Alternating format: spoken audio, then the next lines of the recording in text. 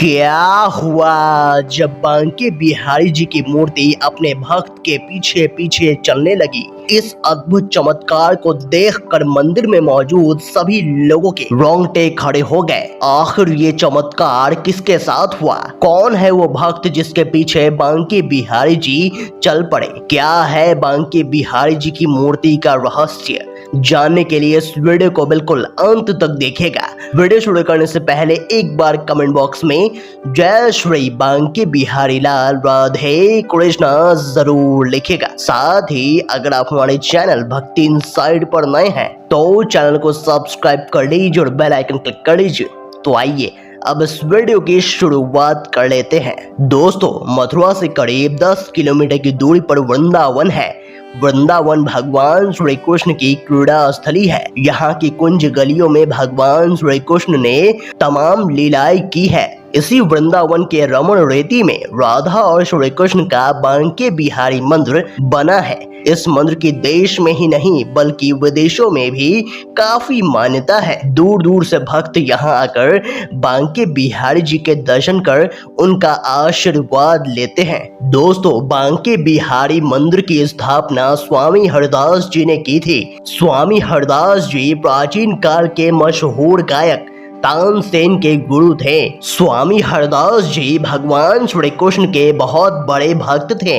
एक समय पर वह हमेशा कृष्ण की भक्ति में लीन रहते और निधिवन में बैठकर अपने राधा कृष्ण के गानों से भगवान को प्रसन्न किया करते थे। उनके संगीतमय भक्ति भाव से भगवान प्रसन्न हो जाते थे और कई बार उनके सामने आ जाया करते थे। हरिदास जी के शिष्य ने एक बार उनसे कहा कि हमें भी भगवान के दर्शन करने हैं, तो कृपया करके हमें भी दर्शन का लाभ लेने दे। हरदास जी इसके बाद फिर से भक्ति में लीन हो गए और फिर कृष्ण और राधा दोनों ही उनको दर्शन देने के लिए प्रकट हुए। श्री कृष्ण और राधा ने हरदास जी के संगीत से प्रसन्न होकर उनके पास रहने की इच्छा व्यक्त की। तब हरदास जी ने भगवान को बोला कि वह उनको तो लंगोट पहना कर यहाँ रख लेंगे, परंतु माता राधा के लिए उनके पास कोई आभूषण नहीं है, क्योंकि वह केवल एक संत है। ऐसा सुनकर श्री कृष्ण और राधा एक हो गए और एक होकर उनकी प्रतिमा प्रकट हुई और फिर हरदास जी ने इनका नाम बांके बिहारी रखा। मूर्ति प्राप्त होने के बाद स्वामी हरदास जी ने शुरुआत में तो बांके बिहारी जी की निधिवन में ही सेवा की। फिर जब मंदिर का निर्माण कार्य संपन्न हो गया तब उनको मंदिर में आम जनता के दर्शन के लिए स्थापित कर दिया गया। बांके बिहारी राधा कृष्ण का विग्रह यानी कि सम्मिलित रूप है। यही कारण है कि बांके बिहारी जी के श्रृंगार में आधी मूर्ति पर महिला और आधी मूर्ति पर पुरुष का श्रृंगार किया जाता है। श्री बांके बिहारी जी की मूर्ति के आगे हर 2 मिनट के अंतराल पर पर्दा लगाया जाता है। इसके पीछे मान्यता है कि उनकी छवि को लगातार प्रेम पूर्वक एकटक निहारते रहने से वे भक्त की भक्ति के वशीभूत होकर अपने भक्त के साथ चले जाते हैं।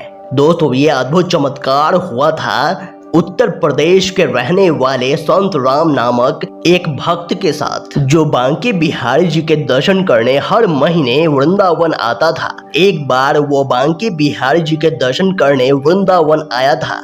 वह दर्शन करते करते बहुत समय तक बड़े ही प्रेम पूर्वक और भक्ति भाव के साथ बांके बिहारी जी को एकटक देखता रहा।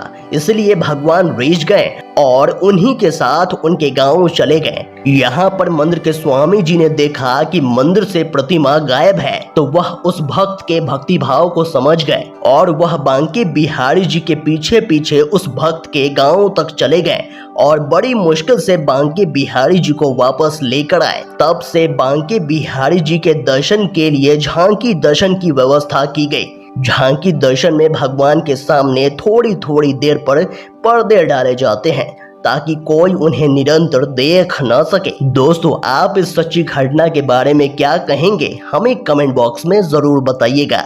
अगर आपको ये वीडियो पसंद आया तो वीडियो को लाइक करें, कमेंट करें और इस वीडियो को ज्यादा से ज्यादा शेयर करें।